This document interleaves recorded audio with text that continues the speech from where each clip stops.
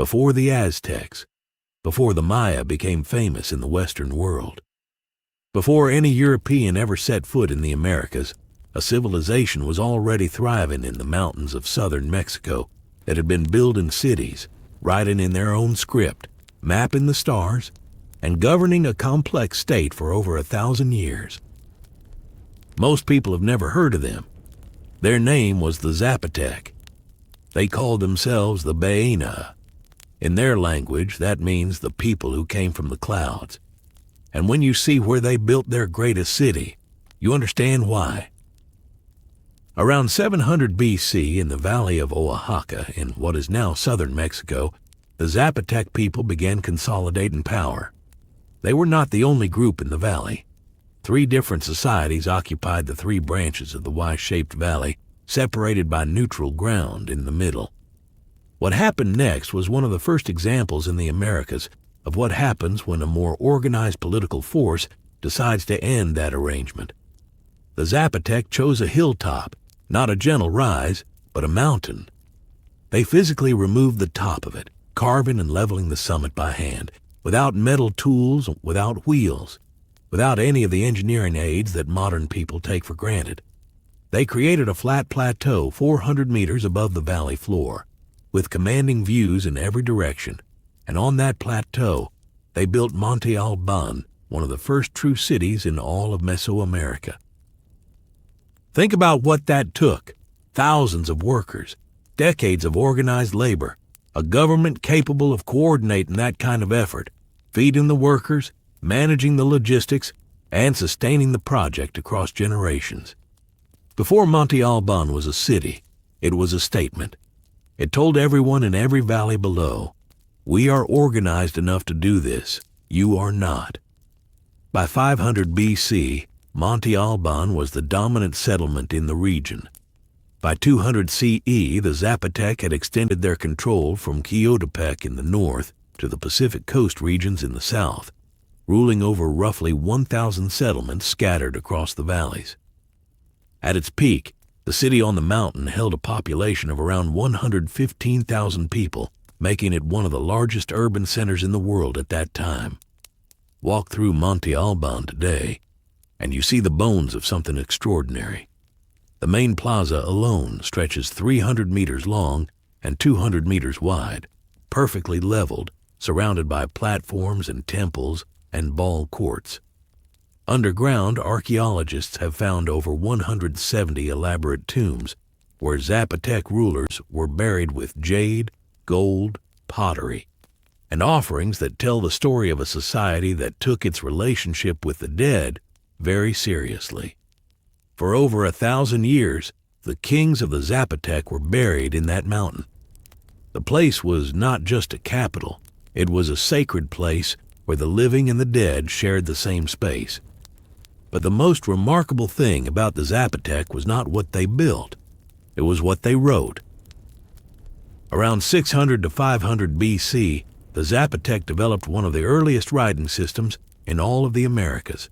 They carved it into stone on walls, on monuments, on the platforms that lined their great plaza. The script is logosyllabic, meaning it combined symbols that represented whole words with symbols that represented sounds, much like the hieroglyphics of ancient Egypt. It was read in columns top to bottom, and then there are the Danzantes.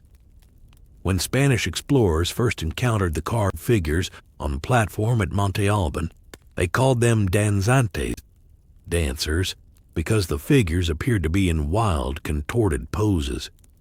For generations, that name stuck, but modern scholars reading those carvings more carefully reached a very different conclusion. The figures have closed eyes, open mouths, scrolls emerging from their bodies that appear to represent blood or internal organs. These are not dancers.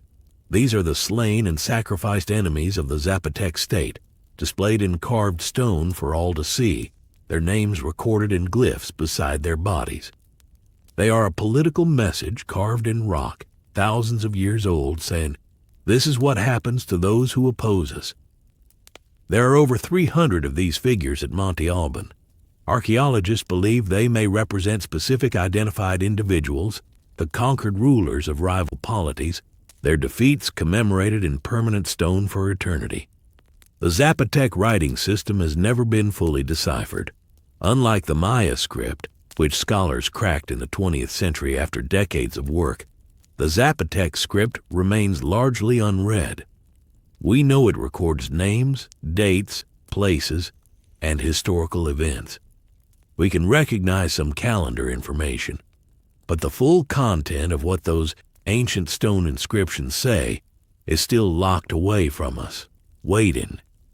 What we do know is that the Zapotec were extraordinary astronomers. Recent research published in the journal Latin American Antiquity found that inscriptions at Monte Alban contain the oldest known record of a lunar calendar in the Americas, pushing evidence for sophisticated astronomical observation back to at least the 5th century BC, roughly 857 years earlier than previously documented elsewhere in Mesoamerica.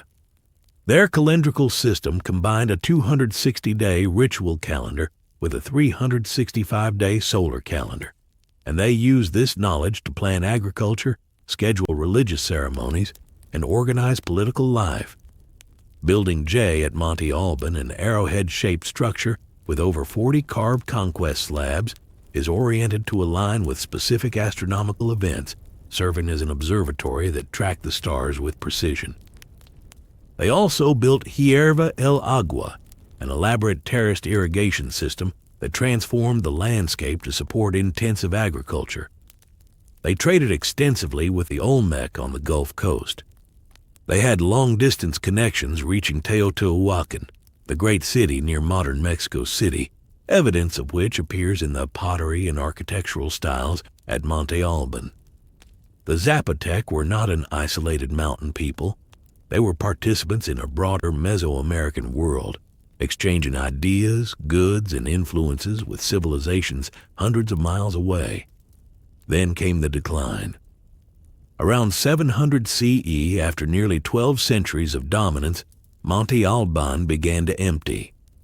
The great platform city on the mountain was gradually abandoned as population dispersed to smaller centers in the valleys below.